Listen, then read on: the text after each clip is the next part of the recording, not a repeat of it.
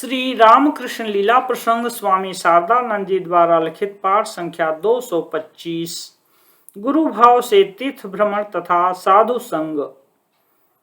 यह नियम है कि कार्य का कारण में ही लय हो जाता है। श्री रामकृष्ण देव कहा करते थे तथा शास्त्रों में भी इसके अनेक दृष्टांत मिलते हैं कि जो प्रकाश जहाँ से अथवा जिस वस्तु या व्यक्ति से उत्पन्न होता है वह पुनः उसी जगह अथवा उसी वस्तु या व्यक्ति के समीप पहुँचने पर उसी में लीन हो जाता है। ब्रह्म से जीव की उत्पत्ति या प्रकाश है। वह जीव पुनः ज्ञान प्राप्ति के द्वारा उनके समीप पहुँचते ही उनमें लीन हो जाता है। अनंत मन हमारे, तुम्हारे तथा और लोगों के छोटे छोटे व्यक्तिगत मन की उत्पत्ति या प्रकाश हैं। हम लोगों में से किसी के भी क्षुद्र मन में निर्लिप्तता, करुणा, पवित्रता आदि सद्गुणों की वृद्धि होकर उस अनंत मन के समीप पहुँचते ही या उसके सदृश होते ही वह उसमें लीन हो जाता है। स्थूल जगत का भी यही नियम है। सूर्य से पृथ्वी का विकास है। उस सूर्य के निकट किसी तरह पहुँचते ही उसमें उसका लय हो जाना निश्चित है। अतः यह समझना चाहिए कि श्री रामकृष्ण देव की उक्त धारणा की पृष्ठभूमि में हम लोगों से अज्ञात ऐसा कोई भाव विशेष विद्यमान है एवं वास्तव में यदि श्री गदाधर नामक कोई वस्तु या व्यक्ति विशेष तथा श्री रामकृष्ण देव के शरीर मन की उत्पत्ति तथा विकास किसी कारणवश उनसे हुआ हो तो उक्त दोनों पदार्थ पुनः समीपवर्ती होते ही परस्पर के प्रति प्रेम के द्वारा आकृष्ट हो एक साथ मिल जाएंगे। इसमें युक्ति विरुद्ध बात ही क्या है। अवतार पुरुषों के जीवन रहस्य की मीमांसा करने में कर्मवाद समर्थ नहीं है। इसका कारण अवतार वर्ग साधारण जीवों की तरह नहीं होते। युक्ति तर्क के द्वारा इस बात को समझना आवश्यक नहीं है। उनके भीतर अचिंत्य कल्पनातीत शक्ति के प्रकाश को देखकर ही जीव नतमस्तक हो हृदय से उनका पूजन करते हैं तथा उनकी शरण लेते हैं। महर्षि कपिल आदि भारत के तीक्ष्ण बुद्धि दार्शनिकों ने ऐसे अदृष्ट पूर्व शक्तिमान पुरुषों के जीवन रहस्य को उद्घाटित करने का विशेष प्रकाश किया है।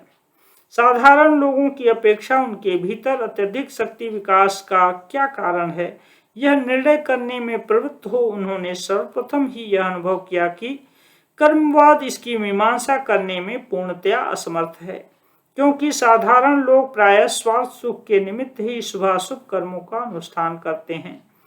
किंतु अवतार पुरुषों के कार्यों की विवेचना से यह विदित होता है कि उनमें इस उद्देश्य का सर्वथा अभाव है।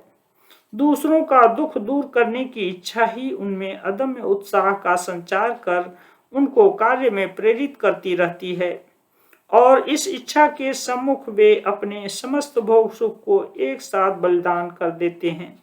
साथ ही पार्थिव मान सम्मान की अभिलाषा उस इच्छा के मूल में निहित हो यह भी देखने में नहीं आता, क्योंकि लोकैषणा पार्थिव मान सम्मान आदि को वे काकविष्ठा की तरह ही संपूर्ण रूप से त्याग देते हैं।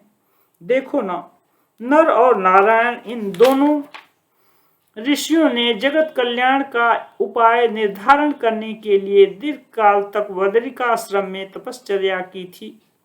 श्री रामचंद्र ने प्रजा के कल्याणार्थ अपनी प्राण प्रियतमा सीता का तक को त्याग दिया था। श्री कृष्ण ने सत्य तथा धर्म की प्रतिष्ठा के लिए ही प्रत्येक कार्य का अनुष्ठान किया था। बुद्ध देव ने जन्म जरा मरण आदि दुखों से जीव के उद्धार के निमित्त राज्य संपद का परित्याग कर दिया। ईसा ने इस दुख शोकाकुल पृथ्वी में प्रेम स्वरूप परमपिता के प्रेम राज्य की स्थापना के लिए अपना प्राण तक न्यौछावर कर दिया। मोहम्मद ने अधर्म के विरुद्ध ही तलवार धारण की।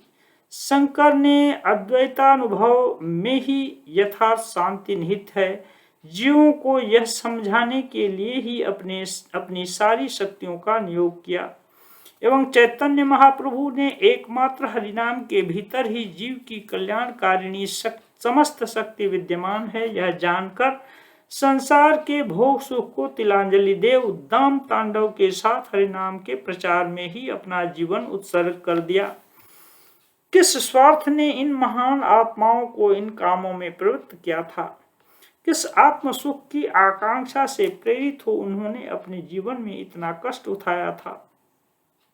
अवतार पुरुषों में बाल्यावस्था से ही मुक्तात्माओं के शास्त्र निर्दिष्ट लक्षणों के विकास को देखकर दार्शनिकों की मीमांसा, सांख्य मतानुसार वे प्रकृतिलीन श्रेणी के अंतर्गत हैं।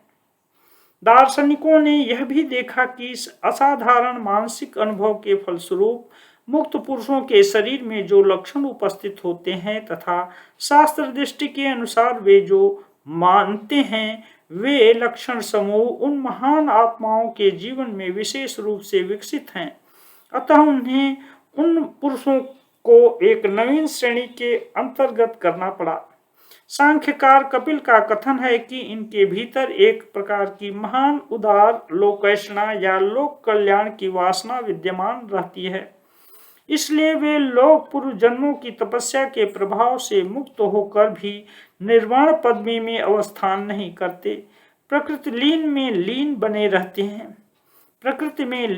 रहते हैं अथवा प्रकृति के अंतर्गत सारी शक्तियां ही उनकी शक्ति हैं, ऐसा अनुभव करते हुए वे एक कल्प तक अवस्थान करते रहते हैं।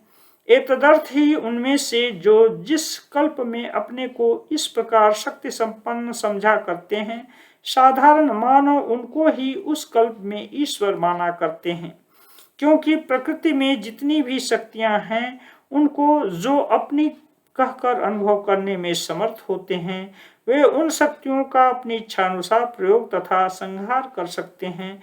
जिस प्रकार हम लोगों में से प्रत्येक के शरीर तथा मन में प्रकृति की जो शक्तियां विद्यमान हैं उन्हें अपनी समझकर अनुभव करने के कारण ही हम उनका प्रयोग कर पा रहे हैं, उसी प्रकार प्रकृति की सारी शक्तियों को अपनी समझकर अनुभव करने के कारण वे भी अपनी इच्छानुसार उनका प्रयोग कर सकते हैं।